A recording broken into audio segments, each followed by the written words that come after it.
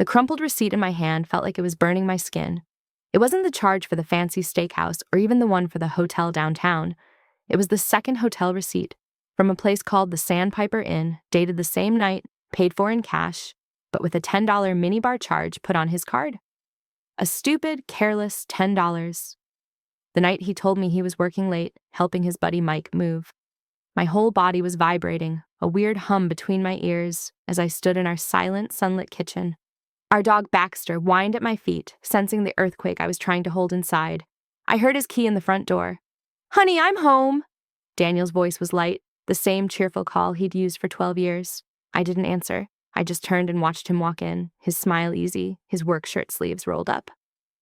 He stopped when he saw my face. The smile didn't fade so much as freeze and then slowly melt into a careful, questioning mask. "Connie, you okay?" I held up the little slip of paper. My voice came out flat, dead. "What's the Sandpiper Inn?" But to understand how I got here, I need to take you back to where it all began. Before I continue, I'd love to know, where are you watching from? Drop your location and what time it is, where you are in the comments. It means the world to me to know who's hearing this story. I grew up Constance Wilcox in a suburb of Cincinnati, Ohio. My faith was something I inherited, like my mom's blue eyes and my dad's stubborn chin. We went to church every Sunday, said grace before meals, and that was that. God was a comfortable presence, like a favorite blanket in the den.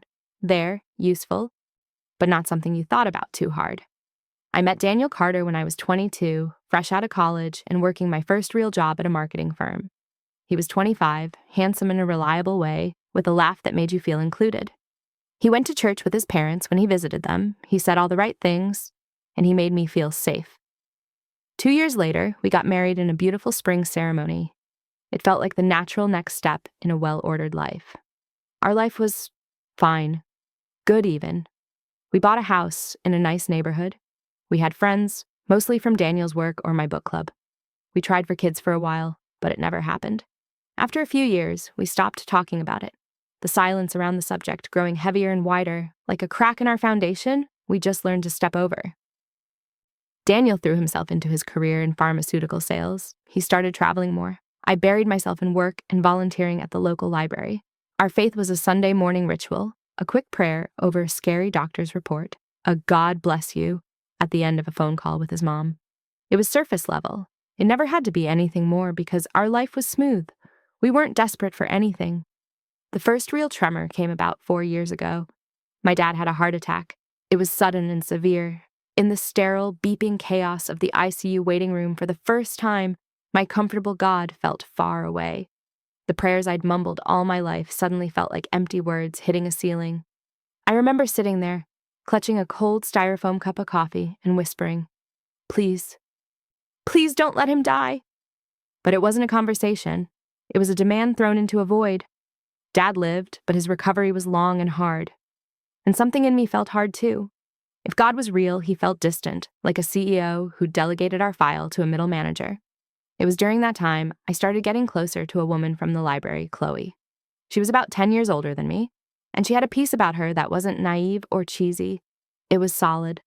One afternoon, after a particularly rough day with my dad's rehab, I broke down in the stacks, crying over the biography section.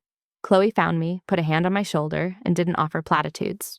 She just said, "This is really heavy, Connie. It's okay to not be okay."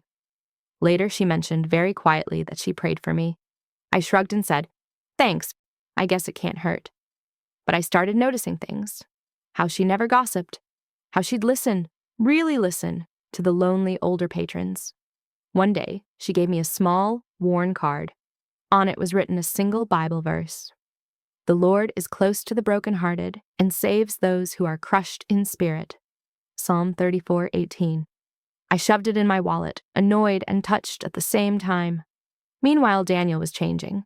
The charming, attentive man I'd married was becoming withdrawn, then explosively irritable, then overly sweet and apologetic. The travel intensified. He was killing it at work, he said, bringing home bigger bonuses. He bought me expensive jewelry I never wore. He renovated the kitchen, but his eyes had a new, flickering energy. He started sleeping poorly. He'd snap at me if I asked about his trips, then later bring me flowers. I thought it was stress. I thought it was my fault. Maybe my quiet sadness about our childless life was pushing him away. One night, he didn't come home. His phone went straight to voicemail. I called hospitals. I called Mike, who sounded confused and said he hadn't seen Daniel in weeks. Panic, cold and sharp, locked around my ribs. At 4 a.m., his car pulled in. He stumbled into the house, reeking of booze and something else, a stale, sour smell. He collapsed on the couch, muttering about a client dinner that got out of hand. I stood over him, my fear curdling into anger. "You can't do this to me, Daniel. You can't just disappear." He opened his bloodshot eyes, and for a second, I saw sheer terror in them. Not guilt over worrying me, but a deeper, more primal fear. He grabbed my wrist, his grip too tight. "I'm sorry, Connie." "I'm so sorry. I have a problem. I need help." My anger vanished, replaced by a sinking dread. "A problem? What kind of problem?" He wouldn't look at me. "The pills from the samples. I've been taking them just to get through the long drives, to unwind." He started to sob, great heaving cries.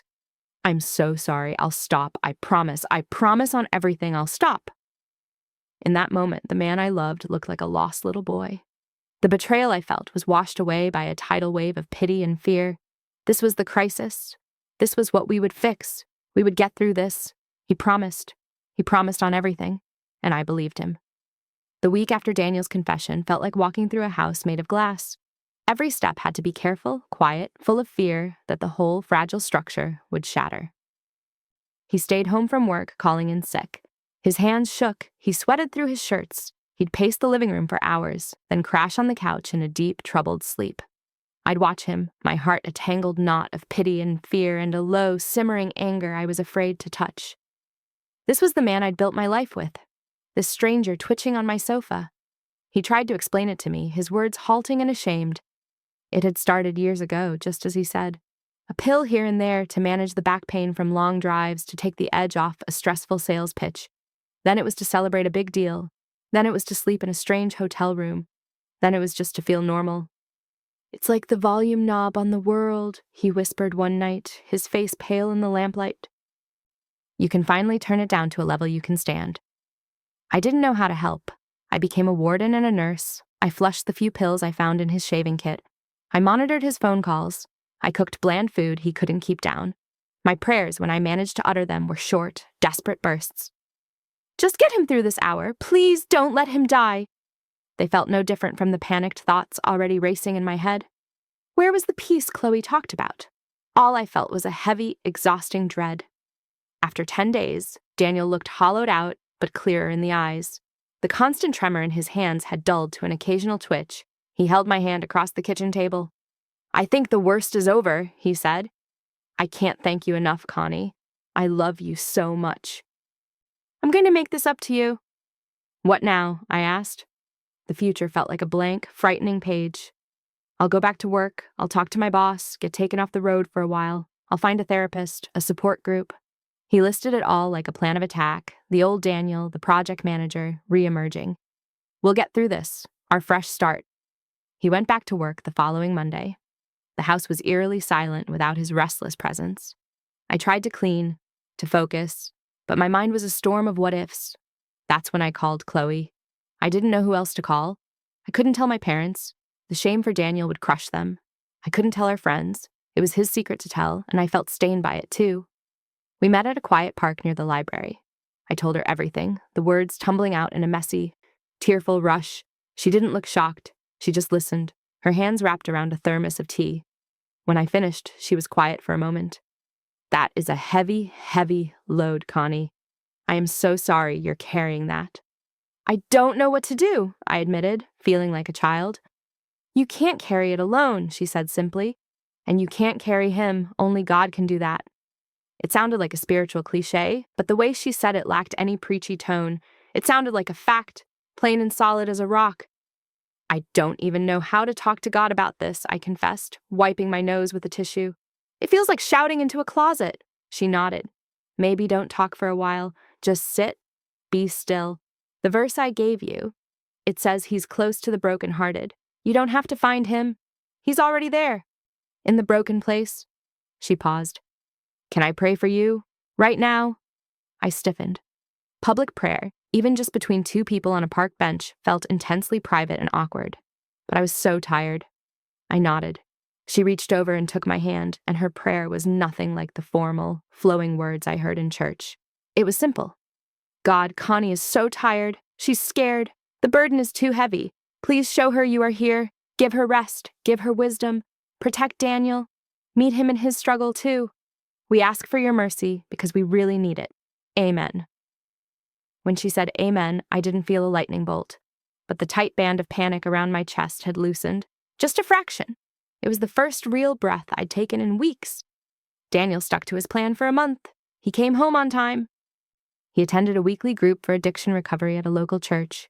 He gave me access to all our bank accounts and credit card statements, a gesture of transparency. He was tender, attentive, like a man returning from a war. We started praying together before bed, short, stiff sentences that felt clumsy but necessary. I began to hope. The glass house seemed to be stabilizing. Then, the first business trip. His boss insisted. An important client conference in Chicago, 2 nights. It's just flying in, the meeting, flying home. I'll be in a group the whole time. You can track my phone, he said, his eyes earnest. I was terrified. Every scary headline, every story of relapse played in my mind. But I also knew I couldn't chain him to the house. To not trust him was to doom us. Okay, I said, my voice small. Just call me. The first night, he called at 9 p.m. sharp. He sounded good, tired but clear. The meeting had gone well. He was in his hotel room, ordering room service, planning to watch a game and go to sleep. I fell asleep clutching my phone. The second day, his check-in text was brief. Long day of seminars, dinner with the team tonight. I'll call after. The call never came. At 11 p.m., my texts went unanswered. By midnight, panic was a cold snake in my stomach. I called. It rang once and went to voicemail. I called again, straight to voicemail.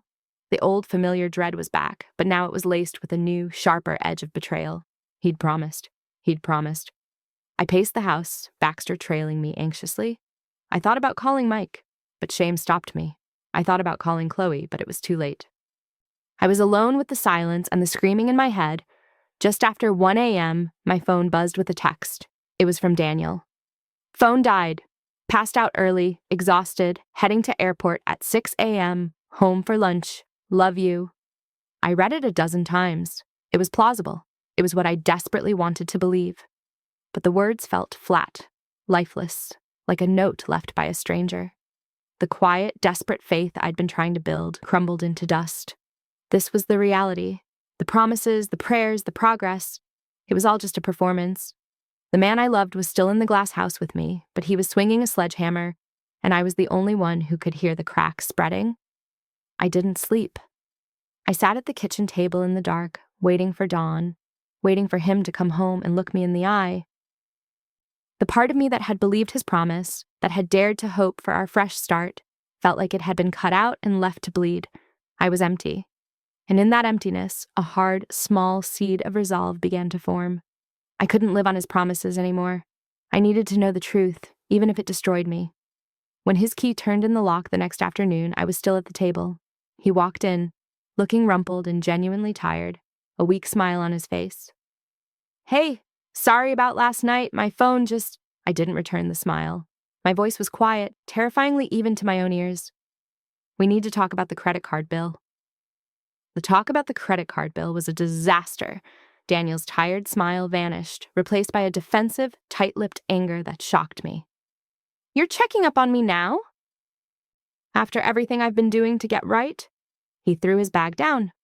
It was a team dinner, Connie. I told you. The charge is from the restaurant. I can show you the menu online if you want to audit my steak choice. He was so convincing in his indignation that I faltered. The charge was from a legitimate restaurant. Maybe I was being paranoid. Maybe the trauma of the last few months had broken my ability to trust anything. I backed down, muttering an apology I didn't fully feel. The hard seed of resolve in my chest shriveled under the heat of his anger, leaving only shame. He was the one who had lied, who had an addiction, but somehow I was the villain for questioning him. For the next several weeks, we existed in a tense ceasefire. He went to his meetings. I went to work. We attended church together on Sundays, sitting side by side in the pew, a picture of marital solidarity. We even held hands during the prayers. but our touch was cold, and the space between us in that pew felt wider than the ocean. I'd watch people around us raising their hands in worship or nodding in earnest agreement with the sermon, and I'd feel like a fraud in a museum looking at exhibits of a faith I couldn't access. My prayers were now just silent screams into what felt like a void. Why is this so hard? Where are you? One Tuesday evening, Daniel was at his recovery group. The empty house felt suffocating. I remembered Chloe's words about being still. I didn't know how to do that, but I knew I couldn't sit with my own thoughts anymore. I drove to the library, not to volunteer, but just to be somewhere that wasn't home. Chloe was at the front desk, sorting returns. She looked up and saw my face, and without a word, she came around and gave me a quick, solid hug. She smelled like old books and lavender. "Rough day?" she asked. "Rough life," I whispered, and the tears I'd been holding back for Daniel, for myself, for our shattered life, started to fall. She guided me to a small, private staff room in the back with a rickety table and 2 chairs. I didn't spill everything this time. I just said, "I think I'm losing my faith, and I think I'm losing my husband, and I don't know which one is worse." She listened, her kind eyes never leaving my face. "Faith isn't something you can lose, Connie," she said softly. "It's not a set of keys. It's more like breath. Sometimes it comes in deep, easy waves. Sometimes it's ragged and hurts your chest. And sometimes, you feel like you're drowning and can't catch it at all. But the air is still there. God is still there, even when you can't breathe." It was a beautiful thought, but it felt theoretical. "What do I do when I can't breathe?" I asked, wiping my cheeks. "You let someone else pray for you. You let them breathe for you for a minute." She paused. "My small group from church meets tomorrow night. We just eat, talk about our weeks, and pray for each other. No pressure, no performative stuff. Would you maybe want to come? Just to sit?" The idea terrified me. A room full of spiritually healthy people? I'd be exposed as the fragile, doubting mess I was. But the alternative was another night alone in the silent house, waiting for Daniel to come home and pretending everything was fine. "Okay," I heard myself say. "Just to sit." The next night, I almost didn't go. Daniel had a work networking event. He'd been vague about the details, which sent my anxiety spiking, but I used the spike to propel me out the door. I drove to a modest house in a neighborhood older than mine, my palms sweating on the steering wheel. It was nothing like I feared. There were 6 other women there, ranging from my age to Chloe's. They were nurses, teachers, a landscaper. They talked about sick kids, difficult bosses, aging parents, and money worries. They laughed a lot. They passed around a bag of tortilla chips. When it came time to pray, they didn't use holy voices. One woman, Linda, asked for prayer for her teenage son, who was making choices that scared the daylights out of me. Another, Paula, asked for strength because her job was exhausting her. When they got to me, Chloe simply said, "This is my friend Connie. She's carrying a heavy burden in her marriage right now." No one pressed for details. A woman named Annette just reached over and put her hand on mine.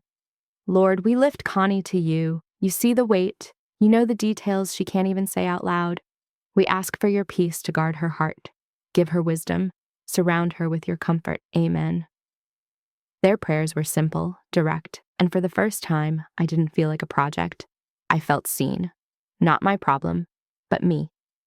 As I drove home, the crushing loneliness lifted just a fraction. I wasn't alone in the glass house. There were hands on the other side of the glass. This tiny flame of connection is what Daniel's next lie snuffed out. He came home from his networking event, smelling not of beer or conference rooms, but of a cloying, floral perfume. It was faint, but it was there, clinging to the collar of his shirt. When I kissed his cheek, my stomach turned. "How was it?" I asked, my voice carefully neutral. "Fine, good. Met some potential clients," he said, avoiding my eyes as he hung up his jacket. "Long day. I'm beat." "Where was it?" "That new hotel convention center off the interstate," he said, too quickly. I'd driven past it yesterday. Its massive sign was shrouded in plastic. It wasn't open yet. I didn't confront him. The old me would have. The new me, the one who was learning to be still even when it felt like dying, just nodded. I waited until he was in the shower. Then with a calm that frightened me, I went to his jacket. I checked the pockets, a few receipts, a stick of gum, and in the inner breast pocket, a book of matches. They weren't from the hotel convention center. They were from the Sandpiper Inn. The hum was back between my ears, louder now. I stared at the small, glossy matchbook with its cartoonish bird logo. It was real. The receipt I'd found months ago wasn't a mistake. It was a clue I'd been too naive, too desperate to follow. The shower stopped. I slipped the matches back into his pocket, my hands steady as stone. I walked to the kitchen, opened my laptop, and for the first time, I didn't search for addiction support or marriage counseling. I typed in a single devastating phrase: signs of infidelity. The list that populated was a bulleted indictment of my last 2 years. Secretive phone behavior, unexplained expenses, changes in intimacy, unexplained absences, accusations of paranoia, the perfume, the matches, the receipt. I heard Daniel padding down the hall toward me. I quickly closed the browser, my heart hammering against my ribs. He came into the kitchen, hair wet, dressed for bed. "What are you doing?" he asked. I looked at him, this man I had loved for half my life, and I saw a skilled performer. "Just paying bills, Morky," I lied, the words ash in my mouth. It was the first time I had looked him in the eye and deliberately lied to protect myself. A terrible symmetry settled over us. He smiled, a relaxed, innocent smile. "Okay, don't stay up too late." He kissed the top of my head and walked away. I sat in the dark glow of the laptop screen, the truth coiling around my heart like a vice. The pill addiction was only part of the story. It was the distraction, the noisy crisis that had hidden the quieter, more profound betrayal unfolding in the shadows. My husband wasn't just struggling, he was leading a double life, and I had no idea who the other woman was, or how long it had been going on, or if anything he had ever told me was real. The quiet hope from the prayer meeting evaporated. In its place was a cold, clear determination. I would find the truth, all of it. I would no longer be a passenger in the wreck of my own life. I opened a new, private browser window. My fingers hovered over the keys. Then I typed, each letter a strike against the future we'd once dreamed of. How to get access to deleted text messages. The next month was a silent war I waged alone. I became a detective in my own home, moving through the motions of our life with a hollow cheerfulness while my mind cataloged every inconsistency. I checked phone bills online, noting repeated calls to a number with a local area code he'd never mentioned. I started a secret email account and used it to sign up for a service that tracked spending on our shared credit cards in real time. Every ding on my phone was a potential clue: a gas station charged 30 miles away, a late-night dinner for 2. I stopped praying for our marriage. My prayers when they came were ugly and honest. God, show me the truth, even if it wrecks me. I can't live in the lie anymore. It was the first prayer that felt real in years, born not from devotion but from desperation. I started reading the Bible Chloe had gently given me, not for comfort, but for survival. I landed in the Psalms, in the raw screams of people who felt abandoned. How long, Lord? Will you forget me forever? Psalm 13:1. I read those words over and over. They were my words. I continued going to the women's group with Chloe. I didn't share my detective work, but I would say, I need prayer for strength to face a hard truth. They would pray without prying, their hands on my shoulders, a tangible weight of solidarity. It was the only thing keeping me from completely unraveling. Daniel noticed a change in me. I was calmer, less anxious. He mistook my grim resolution for peace. "You seem better," he commented one night almost warily. "I'm just tired of being afraid," I said, which was true. The fear was still there, but it had been joined by a relentless, clear-eyed purpose. The breaking point came on a Thursday. Daniel was supposed to be at an all-day regional sales meeting in Columbus, a 2-hour drive. He'd left at 6 a.m., kissed me goodbye, his briefcase in hand. At 10:15 a.m., my tracking alert dinged. A charge at a boutique florist in our own town. Not a chain. A small, expensive shop downtown. The charge was $120. My blood went cold, then hot. He wasn't in Columbus. He was here, buying flowers for someone. I acted on an impulse so fierce it overrode all reason. I got in my car and drove downtown. I didn't know what I would do. Confront him in the shop? Follow him? My hands were shaking. I parked a block away from the florist, my heart hammering. And then I saw him. He emerged from the shop, holding a beautiful, elaborate bouquet of lilies and roses. He was smiling, a relaxed, happy smile I hadn't seen in years. He didn't look like a man battling addiction or stress. He looked like a man in love. He walked down the street, oblivious, and turned into the parking garage of the very hotel where, months ago, he'd claimed to have that team dinner, the Sandpiper Inn. He didn't have a suitcase. He was just carrying flowers. I sat in my car, the world narrowing to a tunnel, focused on that garage entrance. The sounds of the city faded. I couldn't breathe. Chloe's metaphor about drowning felt violently literal. I was underwater, watching my life happen on the surface without me. I don't know how long I sat there. Long enough for the initial shock to harden into a pain so profound it was almost peaceful. This was it. The undeniable truth. He was having an affair. The pills, the lies, the distance. It was all part of a larger, simpler, more brutal betrayal. I drove home on autopilot. The house was unbearably empty. I walked to our bedroom and stood in the middle of it, looking at the bed we shared, the photos on the wall from our happier days. I felt nothing. I was a shell. Then a different kind of clarity hit. I needed proof. Not for him. For me. To kill the last stubborn strand of hope in my heart that could explain this away. I went to his home office, a room I rarely entered. I started with his filing cabinet, then his desk drawers. I found nothing but old tax returns and car manuals. Frustrated, I looked at the bookshelf. His old college textbooks, a few best-selling thrillers, and then, tucked behind a row of books, I saw it. A simple, black, leather-bound journal. My breath caught. Daniel wasn't a journaler. I pulled it out. It wasn't a journal, it was a planner. But not for work. This was a personal calendar, filled in his handwriting.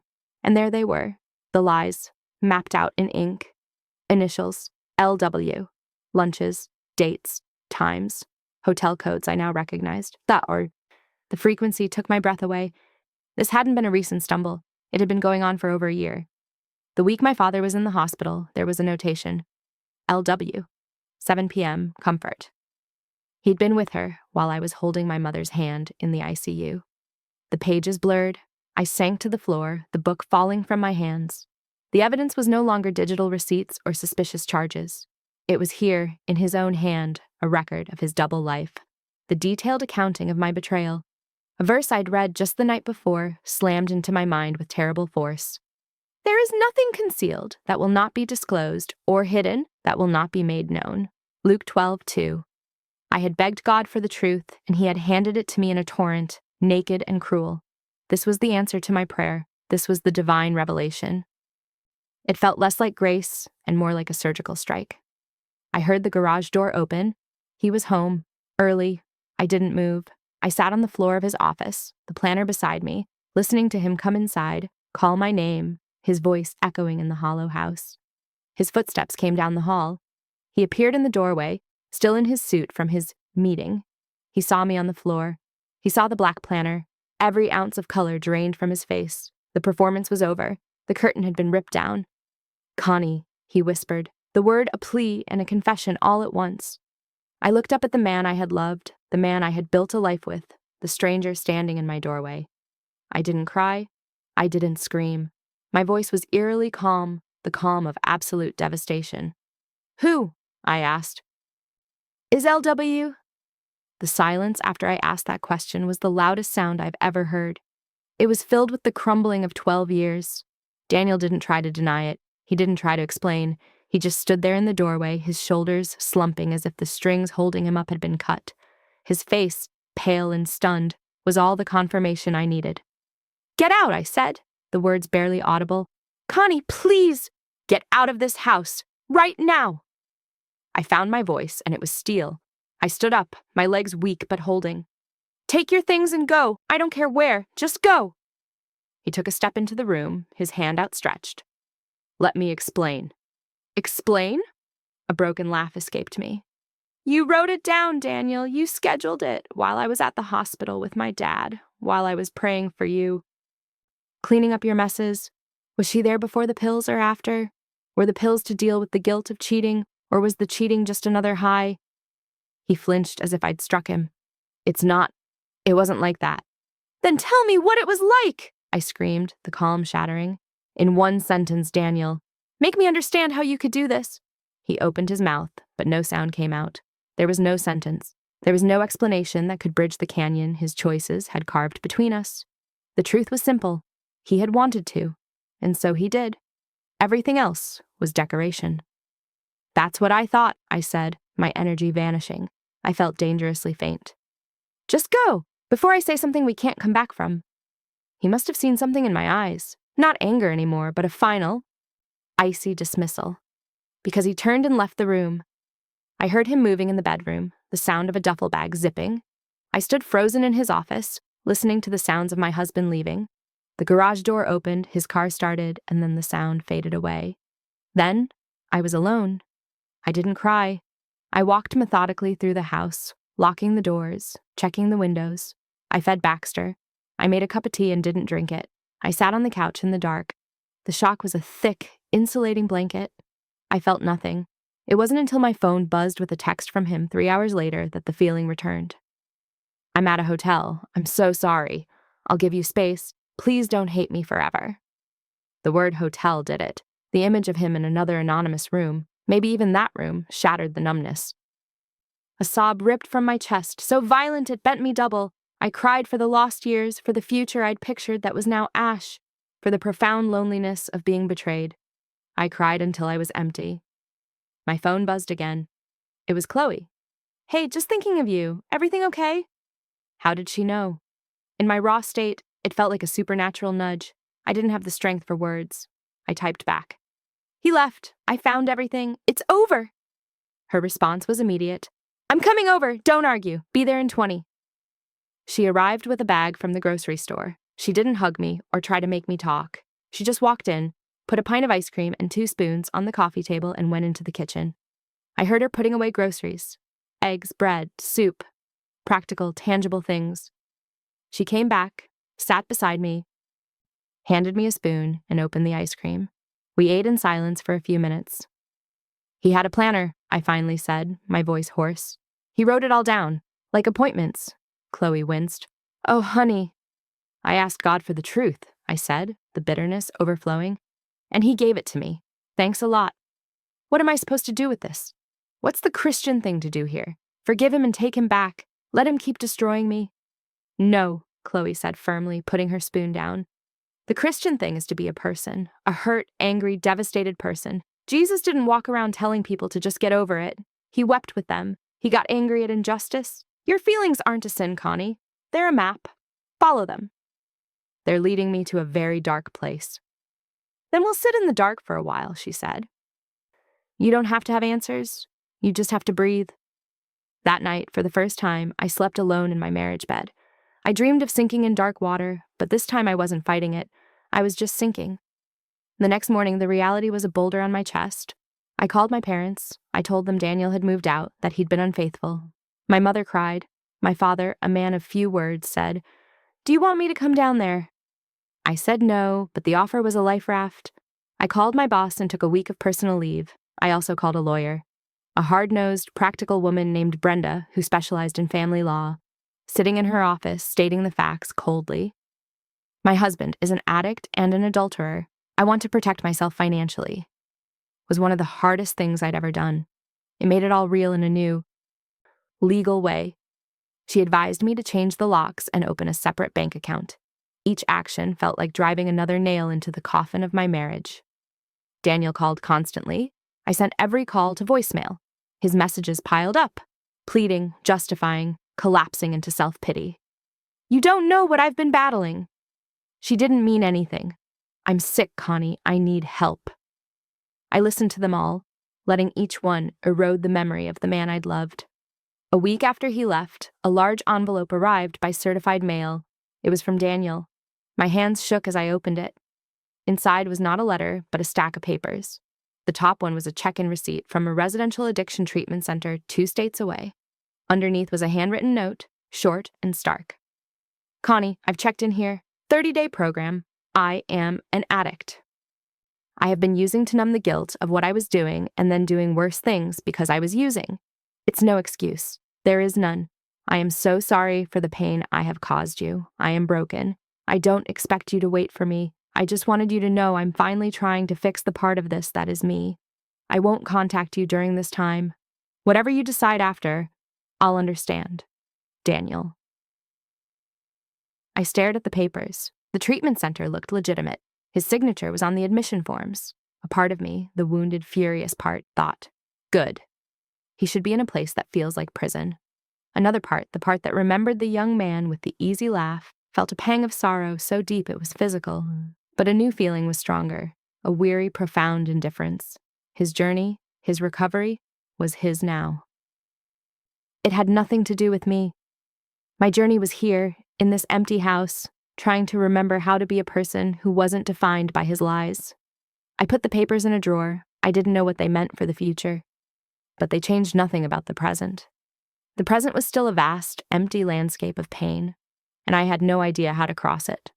All I knew was that the next step was to get through the day, and then the next. I looked at Baxter, who was watching me with concerned eyes. "Okay," I said to him, to the empty room, to God who felt distant, yet somehow present in the crushing quiet. "What now?" The 30 days Daniel was in treatment passed with a strange, suspended quality. I wasn't waiting for him. I was learning how to be alone. My friends from the women's group became my anchor. Linda brought over a casserole every Thursday. Annette, who was a yoga instructor, came one Saturday and just led me through gentle stretches on the living room floor. No talking, just breathing. Paula helped me plant bulbs in the front yard for a spring I couldn't yet imagine. "They need the cold, dark time to bloom," she said, patting the dirt. "Remember that." My prayers shifted again. The raw screams for truth were gone. Now they were muttered. One word, please. Help. Peace. Strength.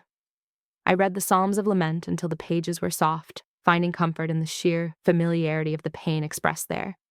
My God, why have you forsaken me? Why are you so far from saving me, so far from my cries of anguish? Psalm 22:1. It didn't fix anything, but it made me feel less crazy for feeling so utterly abandoned. I met with my lawyer, Brenda, and began the formal, clinical process of separation. It felt like performing surgery on my own life, dividing assets, discussing spousal support, talking about the house. I decided to file for divorce. Brenda said we could serve the papers to Daniel at the treatment center.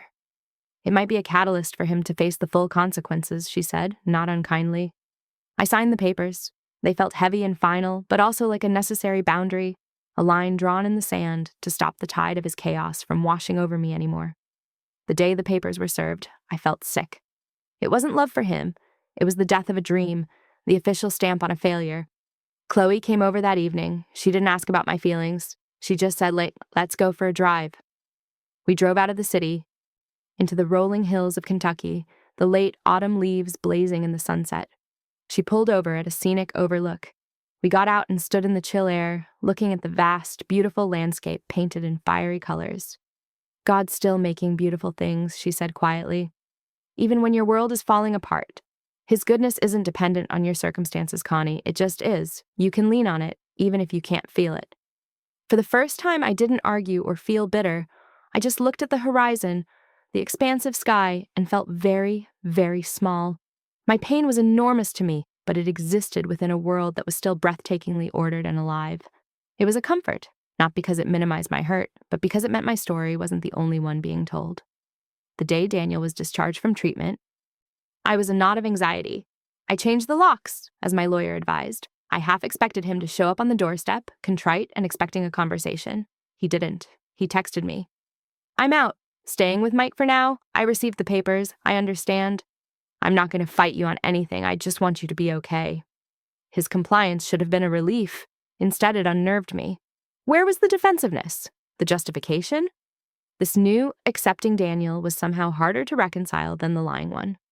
Weeks slipped into a month. I went back to work. I attended my group. I started seeing a therapist for myself. The sharp, stabbing pain of betrayal dulled into a constant, manageable ache. I was building a life, a fragile new structure around the hollow space he had left. Then, 2 days before Thanksgiving, I was coming out of the grocery store, wrestling with a bag of groceries, when I saw her. I knew it was her instantly. She was loading bags into a minivan in the next row. "LW," was Lauren Walsh. I knew because her kid's soccer team sticker was on the back window. Walsh Didier 10. I'd seen her around town before, at a distance. Pretty, blonde, maybe a few years younger than me. A normal mom doing normal things. My feet rooted to the asphalt. I stared, my heart pounding a violent rhythm against my ribs. This was the woman. This was the person he chose. She looked happy, normal, completely unaffected. Rage, white-hot and pure, flooded my veins. I wanted to scream. I wanted to walk over and smash her groceries on the ground. I wanted her to feel a fraction of the wreckage she'd helped create. But I didn't move. I just stood there, clutching my bag, shaking. A scripture I'd been wrestling with in my personal reading forced its way to the front of my mind. Do not take revenge, my dear friends, but leave room for God's wrath, for it is written, "It is mine to avenge, I will repay," says the Lord. Romans 12:19. I had hated that verse. I wanted to be the one to repay. I wanted her to hurt. But in that parking lot, staring at her oblivious back, a different thought emerged, quiet and clear. Hurting her won't heal you. It was like a splash of cold water. The rage didn't vanish, but it lost its burning edge. It was just energy, exhausting, futile energy. I turned away, got into my car, and cried tears of sheer frustration at her, at Daniel, at myself for even caring. That night, I did something I hadn't done in months. I prayed for Daniel. Not because I wanted him back, not because I felt holy, but because the hatred was too heavy to carry anymore. It was a stammering, reluctant prayer. God, I don't want to pray for him, but I can't carry this hate. Help him, fix whatever is broken in him, and help me to not care anymore. It was the most honest prayer I'd offered in a long time. Thanksgiving was quiet. I had dinner with my parents.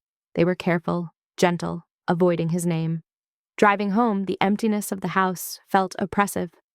I scrolled through my phone, looking at old photos, happy pictures of us that now felt like artifacts from a stolen life. I came across one from our 5th anniversary at a beach in Florida. We were both sunburned and smiling, his arm around me, squinting at the camera. I didn't feel rage or even deep sadness looking at it. I felt a profound, simple grief for the people in that photo. They were gone.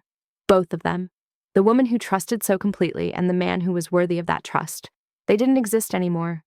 On impulse, I texted Daniel. It was late. I didn't expect a reply. I just typed, "Saw a photo from St. Augustine tonight. Missed those people." He replied almost instantly, as if he'd been holding his phone. "I miss them every day. I am so sorry I killed them. Happy Thanksgiving, Connie. I'm glad you were with your family." I didn't reply, but I didn't delete the text either. I just let it sit there, a tiny, fragile thread connecting the wreckage of the past to the uncertain present. A week later, a formal envelope arrived from Daniel's lawyer. My stomach dropped. Was he contesting the divorce after all? I tore it open. Inside was not a legal challenge, but a handwritten letter from Daniel and a cashier's check for an amount that made my eyes widen. It was half of his quarterly bonus, a significant sum. The letter was short. "Connie, I am wiring my share of the mortgage payment for the next 6 months automatically. This check is for anything else you need, house repairs, a trip, anything. It's not guilt money, it's responsibility money. I failed in my responsibility to you, to our marriage, and to myself. I am working my program one day at a time. I am not the man you married, and I know I can never be him again. But I am trying, for the first time in years, to be a man God can use. And maybe one day, a man you don't have to hate. I understand the divorce is proceeding. I will sign whatever you need me to sign. You deserved so much better." "Daniel." I held the check, the paper crisp and official. It was the first thing he'd given me in years that felt real.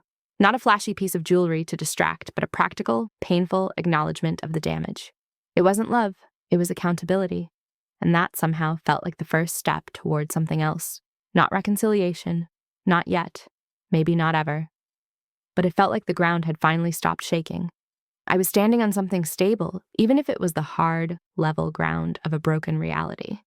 I put the check and the letter on the kitchen table. Baxter nuzzled my hand. Outside, the first real snow of the season began to fall, covering the dead grass and the bulbs Paula and I had planted, blanketing everything in a quiet, waiting white. I had no idea what was underneath, or what would grow when the thaw came. But for the first time, the not knowing felt less like terror and more like a fragile, tentative hope. The doorbell rang, sharp and unexpected in the quiet. Through the frosted glass of the front door, I saw the outline of a man. My breath caught. It was him. Daniel was standing on my porch, in the falling snow, his hands in his pockets, head bowed. He had come. He stood on the porch like a stranger seeking shelter. The snow dusted his shoulders and hair. I didn't move. I just watched him through the glass, my heart a frantic drum against my ribs. This was the moment I'd both dreaded and, in some secret chamber of my heart, anticipated. I didn't open the door. I walked to it, flipped on the porch light, and spoke through the wood. "What are you doing here, Daniel?" His voice was muffled but clear. I needed to see you. Just for a minute. I'm not asking to come in. I just needed to say something to your face. Every part of me screamed to send him away, to protect the fragile peace I'd carved out. But the check was still on my kitchen table. The letter. The 30 days of silence. I turned the deadbolt and opened the door, but I left the storm door closed and locked between us. A physical boundary. He looked older, thinner. His eyes were clearer, but shadowed with a sadness that seemed permanent. Okay, I said. You have a minute? He swallowed, his breath making clouds in the cold air. I got the divorce papers. I signed them. They're with my lawyer. I won't contest anything. He looked down, then back at me. That's not why I'm here. I'm here because I owe you an apology that doesn't have excuses in it, just the truth. He paused, gathering himself. The snow fell softly behind him. I was a coward. I was selfish. I chose the easiest path every single time, the pill, the lie, the other relationship. I used my addiction as an excuse, but the addiction was just a symptom. The disease was me. I didn't love you well because I didn't know how to love anyone, not even myself. I destroyed the best thing in my life because I was too proud and too scared to be honest about how lost I was. His words weren't practiced. They stumbled out, raw and uneven. I can't ask for your forgiveness. It's too big. What I did, it's unforgivable. But I want you to know that I am sorry. Specifically, for leaving you alone in the hospital waiting room, for making you doubt your own mind, for every time I made you feel like you weren't enough. You were always enough, Connie. I was the one who was less. Tears blurred my vision. I didn't want to cry in front of him. I blinked them back, my jaw tight. This was the apology I'd wanted for months. Now that I had it, it felt like a stone in my hand, solid, real, but heavy and cold. Thank you, I said, my voice barely a whisper. For saying that. I'm in a halfway house now, he continued, as if needing to prove he had a plan. I have a sponsor. I'm working a construction job with a guy from my meetings. It's hard. It's good. I'm staying clean, one day at a time. He met my eyes. I'm not telling you this so you'll take me back. I'm telling you so you know the man who hurt you is gone. I'm trying to build something new out of the pieces. The wind picked up, swirling the snow between us. I wrapped my arms around myself. I'm glad, I said. And I was. In a distant way. His recovery was good for the world, for him. It didn't change my world. How are you? He asked, the question so simple it was profound. I thought about lying, but the truth came out. Some days are okay. Some days I hate you. Some days I'm just sad for us. I'm in therapy. My friends are keeping me alive. I gestured vaguely toward the kitchen. Thank you for the check. It helps. He nodded, a quick, pained jerk of his head. Good. An awkward silence stretched, filled only with the whisper of snow. The man on my porch was both familiar and utterly unknown. Daniel, I said, the name feeling strange on my tongue. I don't hate you anymore. But I can't love you. Not right now. Maybe not ever. The divorce isn't just a piece of paper to me. It's me saying I deserve a life that isn't defined by your choices anymore. He flinched, but didn't look away. I know. You're right. You deserve everything good. He took a step back from the storm door. I won't come by again. If you ever need anything, a leak fixed, anything, you can call Mike and he'll contact me. I won't bother you. He turned to go, then hesitated. There's a verse my sponsor has me read. Forget the former things. Do not dwell on the past. See, I am doing a new thing. I'm praying you get your new thing, Connie, however it looks. And then he was gone, trudging through the fresh snow to his beat-up truck parked at the curb. I watched him drive away until the red taillights vanished into the white. I locked the door and leaned against it, sliding down to the floor. Baxter came and licked my cheek. I cried then, not the raging sobs of before, but a quiet, exhausted release. The confrontation was over. The apology had been given. A chapter was closed, definitively. The months that followed were a season of small, deliberate steps. Winter turned to a slow, muddy spring. The divorce was finalized. It was a day of profound sadness, but also of relief. The legal tie was cut. I was free. I kept going to my group. One night, the study was on the Lord's Prayer, specifically the line, "Forgive us our debts, as we also have forgiven our debtors." Matthew 6:12. We talked about how forgiveness is a process, often a slow one, and that it's more about releasing the prisoner, yourself, than pardoning the crime. Afterward, Annette asked me, "Where are you with that? With Daniel?" I thought for a long moment. "I've released him," I said. "From my anger, from my hope, from my daily thoughts. I've set him adrift. But forgiveness? I think that's a different country. I'm not there yet.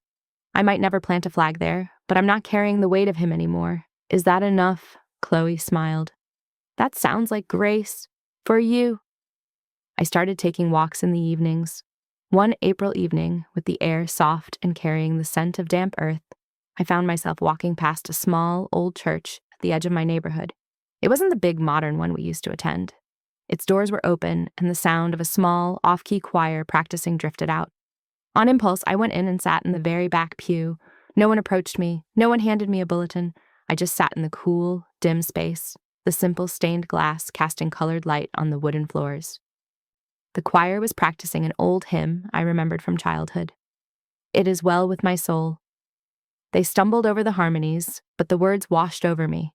"When peace like a river attendeth my way." I hadn't felt peace like a river. Mine had been a stagnant, troubled pond for so long. But sitting there, anonymous in the back of this humble church, I felt a trickle, a small, clear stream of something that wasn't happiness, but wasn't anguish either. It was acceptance. The story of my marriage was a tragedy, but my story wasn't over. I began attending that little church on Sundays. I didn't join anything. I just came, sat in the back, and listened. The pastor was an older man who spoke softly about mercy, about second chances, about God being near to the brokenhearted. It felt true there. One Sunday, the sermon was on the story of Joseph, sold into slavery by his brothers. The pastor focused on Joseph's words at the end. "You intended to harm me, but God intended it for good." Genesis 50:20. He talked about how God doesn't cause the evil, but he can weave even the most painful threads into a larger tapestry of purpose. I thought of my pain, of Daniel's betrayal. I couldn't see any good in it. I probably never would. But for the first time, I could entertain the possibility that my life wasn't ruined. It was redirected. The path I was on now, the therapy, the authentic friendships, the quiet faith I was rebuilding for myself, was a path I would never have chosen, but it was making me into someone stronger, someone more real. I was in my kitchen a few weeks later, the windows open to the spring air, when my phone rang. It was a number I didn't recognize. "Hello? Is this Constance Carter?" a woman's voice asked. "Yes." "This is Marjorie from the Sunrise Assisted Living Center. I'm calling because your name is listed as a weekly volunteer visitor for one of our residents, Helen Briggs. She's asking for you." I was confused. "I'm sorry, there must be a mistake. I don't volunteer there." There was a pause, the sound of papers rustling. "Oh dear, our records show you signed up 3 months ago. A Daniel Carter set it up as a gift in your name. He's been paying the volunteer coordination fee, but Helen hasn't had a single visitor. She's quite lonely." I stood in my sunny kitchen, utterly stunned. Daniel. He'd done this 3 months ago, at the height of the divorce proceedings. He'd set up a volunteering commitment in my name. The old anger flashed, the presumption, the manipulation. But as Marjorie explained that Helen was 89, loved crossword puzzles and bird watching, and had no family nearby, the anger faded into bewildered curiosity. It wasn't a flashy gift. It wasn't an apology. It was an opportunity to get outside of myself, to care for someone else's loneliness. It was the most thoughtful and strange thing he had ever done. I took a deep breath. "Okay," I said to Marjorie. "When can I come meet her?" The smell of antiseptic and cooked cauliflower hit me the second I walked through the automatic doors of Sunrise Assisted Living. My palms were slick. I clutched the small pot of yellow chrysanthemums I'd brought, a pathetic peace offering to a stranger I'd been drafted to visit. A gift from Daniel. The thought still sent a ripple of confused irritation through me. Who did he think he was, orchestrating my charity? Marjorie, the coordinator, was a warm woman with kind eyes. "She's in the sunroom," she said, leading me down a brightly lit hallway. "She knows you're coming. She's been talking about it all morning." Helen Briggs was a tiny bird of a woman nestled in a large wingback chair by a window, a fleece blanket over her knees. She had a cloud of soft white hair and eyes that were a startling, clear blue. She was watching a bird feeder with intense concentration. When she turned to me, her face broke into a wrinkled smile. "You must be Constance. I've been winning our imaginary chess games all week. It's about time you showed up to defend your title." Her greeting was so unexpected, so devoid of pity or solemnity, that I let out a real laugh. "I'm afraid I'm a terrible chess player," I admitted, setting the flowers on the table beside her. "Even better," she said, her eyes twinkling. "I enjoy winning." Before I continue, I'd love to know, where are you watching from? Drop your location and what time it is where you are in the comments. It means the world to me to know who's hearing this story. That first visit was supposed to last an hour. I stayed for 2. We didn't play chess. We talked about birds. She knew every species that visited her window. We did half of a crossword puzzle together, her recalling obscure words from a vault of memory that seemed untouched by age. She asked about me, gentle, non-invasive questions. "What do you do to make your soul happy?" When I stumbled, saying I used to read, she simply nodded and said, "A soul can go thirsty for a long time before it remembers it needs water." I left feeling lighter than I had in months. The visit had nothing to do with my past, my pain, my divorce. It was a window into a different world. I went back the next week, and the week after. It became the anchor of my Thursdays. Helen became my friend. She was sharp, funny, and possessed a faith that was as natural to her as breathing. It wasn't a Sunday faith, it was a Wednesday at 3 p.m. faith. She'd quote a verse not to preach, but to make a point about patience or kindness. One afternoon, as I struggled to fit forgiveness into a 7-letter space in the crossword, she looked out the window and said softly, "Be kind and compassionate to one another, forgiving each other, just as in Christ God forgave you." Ephesians 4:32. My pencil stopped. "That's a hard one," I said, my voice tight. She turned those blue eyes on me. "It's not a commandment for the other person, dear. It's a medicine for you. I've had to swallow big doses of it in my life. Tastes awful going down. Heals something deep, though." I didn't tell her about Daniel, but I think she knew. Old souls have a way of seeing the fractures in younger ones. Meanwhile, spring deepened into summer. My life developed a new rhythm.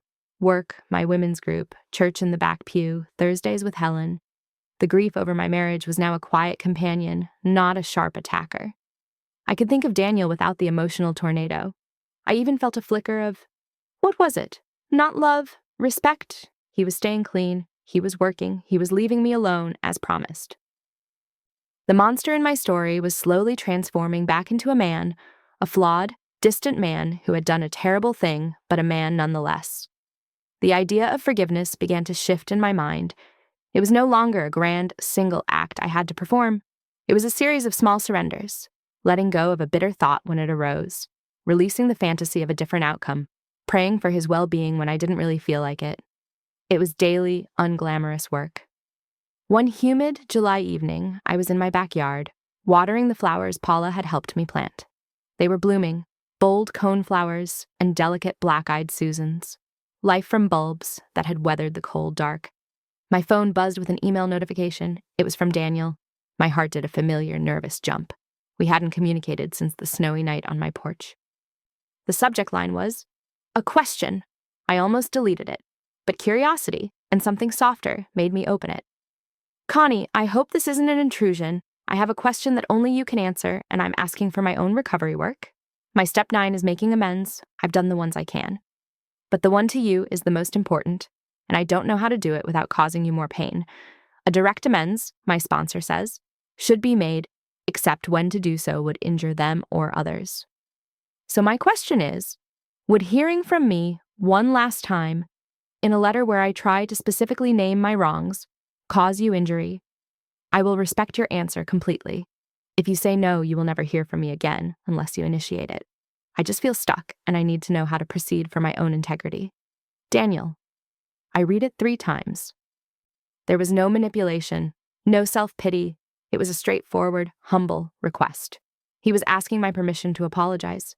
The power was entirely mine. I sat on my back steps, the setting sun painting the sky in oranges and purples. Would it injure me? A year ago, it would have. 6 months ago, it would have torn open a half-healed wound. Now? I felt a strange stillness. I realized I wanted to hear it. Not for him, but for me. For the young woman in the photo from St. Augustine, she deserved to hear the amends, even if the wife she became had to hear them for her. I typed back, my fingers steady. You may send the letter. I am in a place where I can receive it. Please don't expect a reply. His response came minutes later. Thank you. No expectation, just gratitude. The letter arrived 3 days later. It was several pages, handwritten on simple notebook paper. I took it to the park, to the same bench where Chloe had first prayed for me. I needed open air around me. It was the most devastating thing I've ever read. Not because it was cruel, but because it was excruciatingly, meticulously honest. He listed his betrayals, one by one, with specific dates and the lies he told. He named the character flaws, the cowardice, the pride, the entitlement. He described the moment he knew he had a problem with the pills and chose to hide it instead of telling me. He described the first time he met Lauren and the selfish choice he made to pursue something that made him feel admired instead of doing the hard work of fixing what was broken at home. He didn't blame the addiction. He took full ownership. I used the addiction as a reason, but the truth is, I made sober. Terrible choices, too. I broke my vows long before I broke my brain chemistry. Then he did something I didn't expect. He listed my qualities, the things he had taken for granted and trampled on. My loyalty, my steadiness, my kindness. You have a quiet strength that I, in my noise and chaos, mistook for weakness. I was wrong. That strength is what held you together when I was trying to blow everything apart. It is what I admire most about you. He ended not with a request, but with a release. I am so sorry, Connie, for the profound and lasting pain I have caused you. I hope one day you can live free from the shadow of what I did. I am releasing you from any hold my failure has on your heart.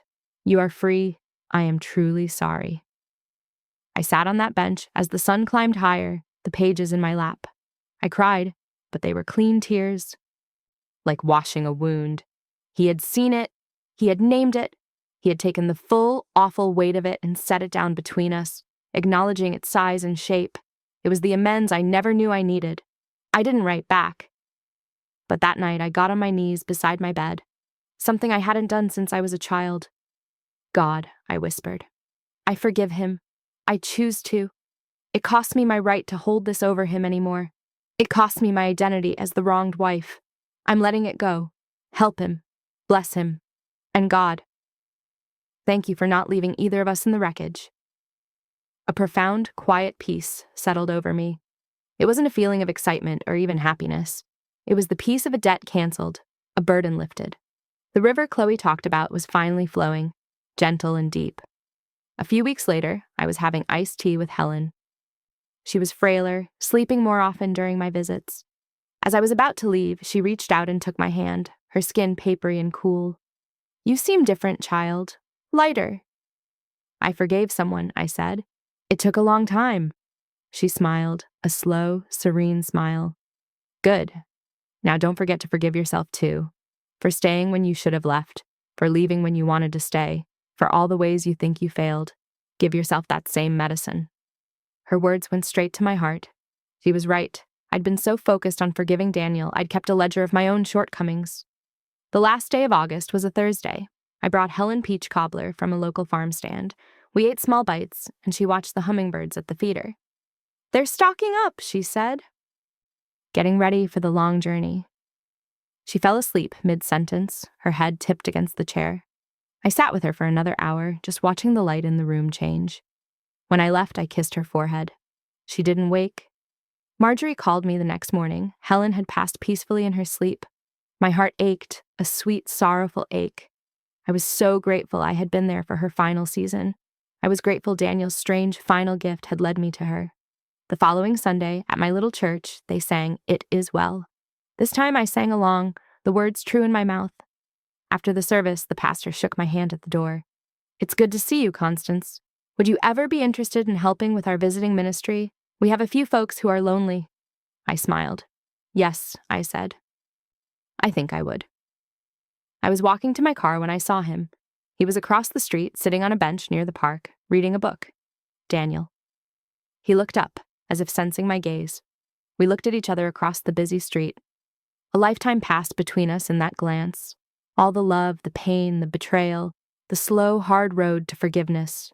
He didn't smile. He didn't wave. He simply placed his hand over his heart, nodded once, a gesture of deep respect and acknowledgement, and then looked back down at his book. I got into my car. I didn't feel like crying. I felt a quiet completeness. The story of Constance and Daniel was over. It had a tragic middle, but by grace, it found a peaceful ending. Not the one I'd wanted, but one that was whole. I drove home under a wide, blue sky. The future was an open road, not a haunted house. I was no longer defined by what had been done to me, but by what I had chosen to do with it, to forgive, to heal, to grow. And in that, I had found my faith again. Not an inherited blanket, but a walked-out path.